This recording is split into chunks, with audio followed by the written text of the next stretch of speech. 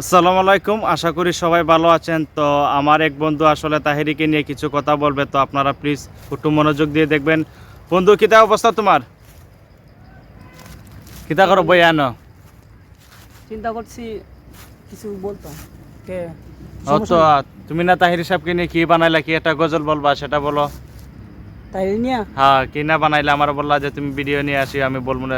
দর্শকের উদ্দেশ্যে কি বলতে চাও তুমি বলো তো একটু, তাহির সাহেবকে নিয়ে তোমার সেই গজলটা, ভাইরাল গজলটা একটু শোনাও।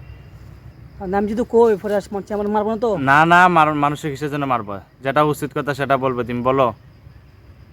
তো আমি এটা গজল লিখছিলাম বুঝছো, কোন দিন কই মুকুই করে আমি ভাবতেছি আমি যদি কই বাংলাদেশের পাবলিক আমার মারবো না তো আবার। না না, কোনো অসুবিধা না, তুমি তোমারটা বলো। শয়তানের দন তাহেরিকে দিয়া গেলেন শয়তান কালি হইয়া। শয়তানের দন তাহেরিকে দিয়া গেলেন শয়তান কালি হইয়া।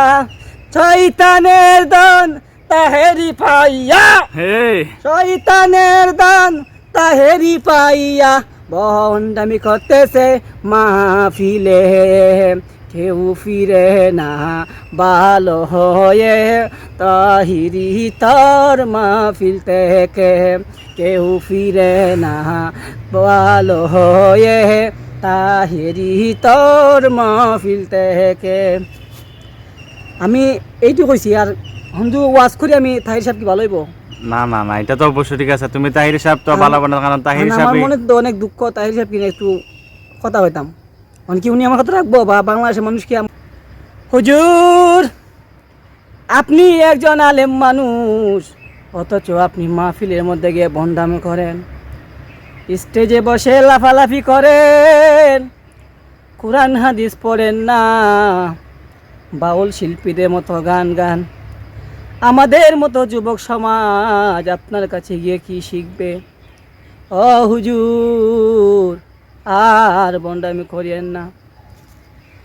আপনি হয়তো জানেন না আল্লাহ রাব্বুল আলামিন কোরআনকে পাঠিয়েছেন আমাদের মতো আলো নিয়ে আসতে, অথচ আপনি মাহফিল করেন ভালো কথা, ওইখানের মধ্যে কোনো হায়াত তরজমা হয় না, কোনো হাদিসের কথা বলা হয় না, আপনি শুধু বাউল গান গান আর শয়তানি করেন, লাফালাফি করেন, বলেন বসেন বসেন বসে যান এই দালালি।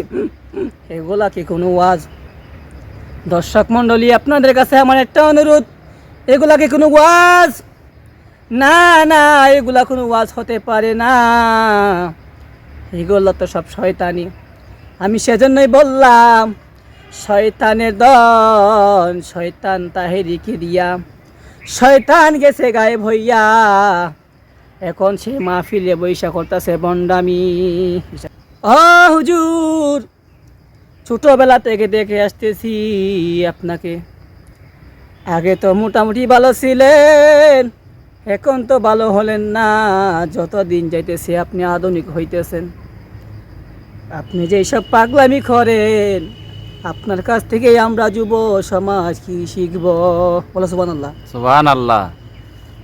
হুজুর আপনি যদি এই পথ থেকে ফিরে না আসেন, আমাদের পাশের লোকেরা কি বলে আপনি কি জানেন?